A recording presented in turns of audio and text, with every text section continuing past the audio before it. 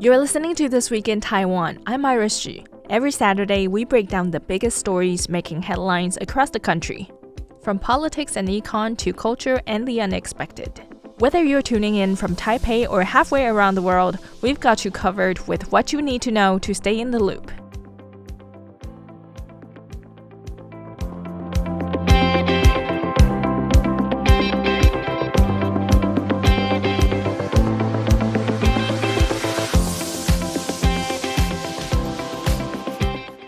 President Lai Ching-te has delivered a strong message on Taiwan's sovereignty, marking the start of his new 10 Talks on the Country series. Speaking at a Rotary International Joint meeting on Sunday, Lai laid out what he described as 4 clear elements that of course make Taiwan a country. He firmly rejected Beijing's narrative that Taiwan has always been part of China, stating that the People's Republic of China has never ruled Taiwan, not even for a single day. 日本在旧金山合约第2条第2款明白 In Article 2, Section 2 of the San Francisco Treaty, it is clearly stated that the Japanese government renounced all right, title, and claim to Taiwan, the Pescadores, and other islands. Japan has already completely given them up. The San Francisco Treaty did not cede Taiwan to the People's Republic of China.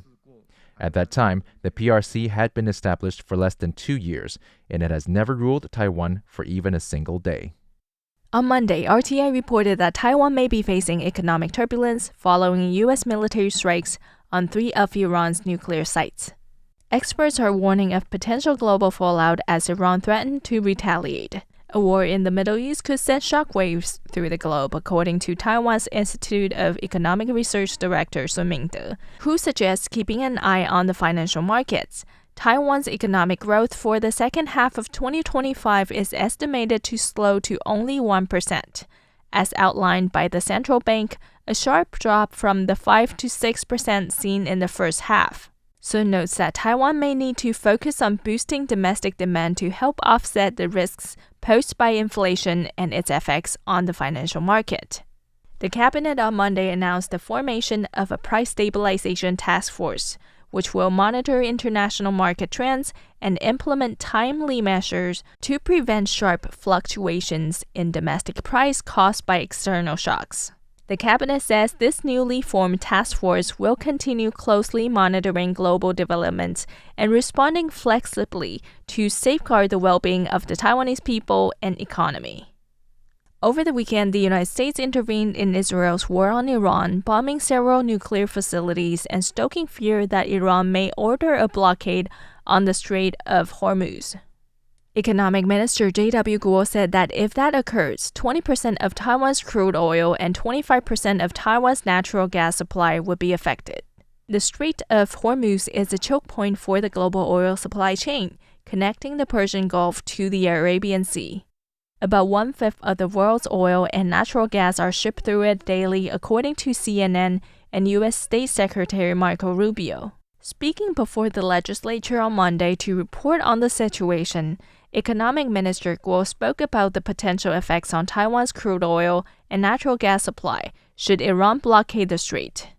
Guo said that there was a cross-departmental assessment last week on the topic where various simulations were conducted, although the details could not be discussed. He noted that with estimates that a potential blockade could last up to 6 months, 20% of Taiwan's oil and 25% of its natural gas supply would be affected, likely raising the price of both due to detours. The minister mentioned the possibility of seeking natural gas from Australia or the U.S., but did not mention how that may affect the price. And this week, the Foreign Ministry thanked the U.S. House of Representatives for passing the Taiwan Non-Discrimination Act without objection. The act was hailed by the ministry as a positive act of international support, highlighting Taiwan's importance as a global partner. According to the ministry, the bill reflects strong bipartisan backing for Taiwan's participation in international organizations.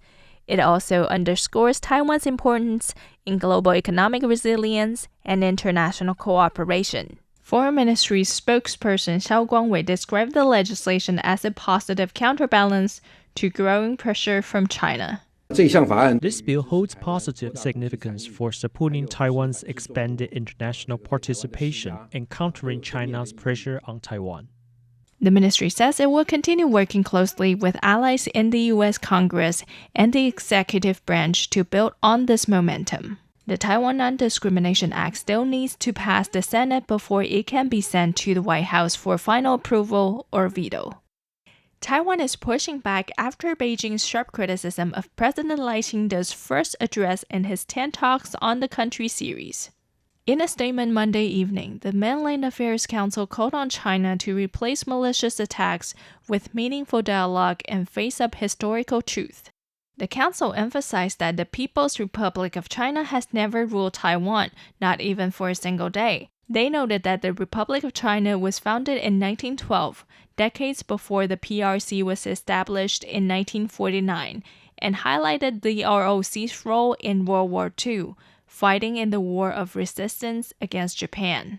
Reiterating its stance from earlier this year, the MAC said the PRC was not even in existence when the Cairo Declaration and the Potsdam Proclamation were signed. They also pushed back against Beijing's claim under UN Resolution 2758, stressing that the resolution does not mention Taiwan, let alone authorizing the PRC to represent it. The Council firmly rejected the so-called One China principle, calling it a distortion of history that is unacceptable to both the international community and the people of Taiwan. The MAC reaffirmed the government's consistent cross-strait position and committed to maintaining the status quo. It also pointed to President Lai's proposal of 17 response strategies to safeguard Taiwan's sovereignty and democratic way of life in the face of continued pressure from Beijing. The Brunei government has announced that Taiwan passport holders can enter Brunei without a visa. Foreign Minister Lin Jialong described Brunei's move as a significant show of encouragement and affirmation for Taiwan's diplomatic efforts. Following 1 year of implementing the ministry's comprehensive diplomacy policy, Lin noted that Taiwan has long promoted reciprocal exchanges with goodwill and sincerity towards Southeast Asian countries. He noted that Brunei joined Thailand and the Philippines in successfully implementing reciprocal visa waivers under Taiwan's new Southbound policy. Lin said the new arrangements will help deepen cooperation in trade, tourism, culture, and education, bringing Taiwan-Brunei relations to new heights. The Criminal Investigation Bureau has cracked down on a counterfeit group importing high-quality imitation goods from China to increase sales. Taiwan's Criminal Investigation Bureau has dismantled a sophisticated counterfeit goods operation that generated over 300 million NT dollars, $10 million in revenue by renting Shopee accounts from residents to sell high-quality fake products sourced from China. Police raided a Taoyuan warehouse and found shelves of counterfeit merchandise, including popular cartoon products. The scheme involved creating shell companies to recruit account holders and required employees to sign confidentiality agreements to avoid detection. The operation was exposed after a technology company discovered its items being sold online as counterfeits. A female suspect, Zhang, was arrested for money laundering, while the alleged mastermind Hu remains at large in China. The criminal enterprise operated by having the fugitive Hu supply counterfeit goods from mainland China, while Taiwan-based shell companies recruited ordinary citizens to rent out their Shopee accounts. Over 18 months, the group successfully rented 290 accounts by offering service fees of 2,000 NT, $68 plus 1 to 2% profit sharing as incentives.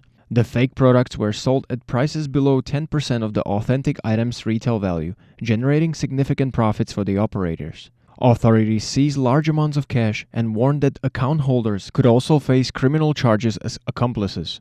The Criminal Investigation Bureau emphasized that cross-border e-commerce fraud involving counterfeit goods violates copyright laws and regulations on controlled items. Shopee responded by stating they strictly prohibit users from renting out their identification numbers and accounts, warning that violators will have their trading privileges frozen permanently. Phil Laskowski for RTI News. China says it plans to invite Taiwan's veterans to a military parade in Beijing this September to mark the 80th anniversary of victory in the Second Sino-Japan War. But Taiwan's Defense Minister Wellington Koo is urging caution, warning that the move is part of a broader United Front tactic aimed at dividing Taiwanese society. Beijing's invitation comes with the claim that the Kuomintang army contributed to China's wartime victory. In response, Minister Ku emphasized that it was the Republic of China, not the People's Republic of China, that led that fight, and accused Beijing of distorting historical facts for political gains. Asked whether Taiwan will hold its own military parade, Gu dismissed the idea, saying the defense ministry is focused on real capabilities, combat training, equipment upgrades, and defense planning, not ceremonial displays. Meanwhile, Taiwan's military has come under renewed scrutiny. A recent CNN report spotlighted draft-dodging scandals involving Taiwanese celebrities, including actor Darren Wong, and cited a former U.S. Marine trainer who criticized the quality of Taiwan's conscript training. Minister Ku pushed back on the report, saying that the military training has since improved and that new recruits are receiving a more rigorous and modernized experience. Alarming revelations have surfaced from Czechia, where the country's military intelligence says Chinese military personnel followed Taiwan's now Vice President Xiaobi Kim during her visit to Prague last year, and even considered taking kinetic action against her. That's according to a report published Thursday by Czech public broadcaster Irolis, citing Czech military intelligence. The incident took place in mid-March of 2023, when Xiao, then Vice President-elect, visited Prague and met with Czech Senate President. Local media at the time reported she was being followed by Chinese personnel, but official confirmation didn't come until now. According to the intelligence report, operatives from China's military and air attaché office were deployed before Xiao even arrived. They began monitoring her from the moment she landed at the Prague airport. One Chinese diplomatic vehicle marked with embassy license plates was seen tailing Xiao's motorcade and even ran a red light, allegedly trying to collide with one of the cars. The driver, a Chinese diplomat, later claimed he was simply heading to dinner, but Czech intelligence now says the operation was premeditated. While officials say Chinese plan to carry out direct action was not fully formed, Czech Military Intelligence Director Peter Bartovsky confirmed that preparation had indeed been made. Czech Defense Ministry's spokesperson condemned the incident, calling it a serious violation of the Vienna Convention on Diplomatic Relations. The Foreign Ministry has also taken steps to ensure similar incidents do not happen again. And that's it for This Week in Taiwan. Thank you for listening, and we'll be back next week.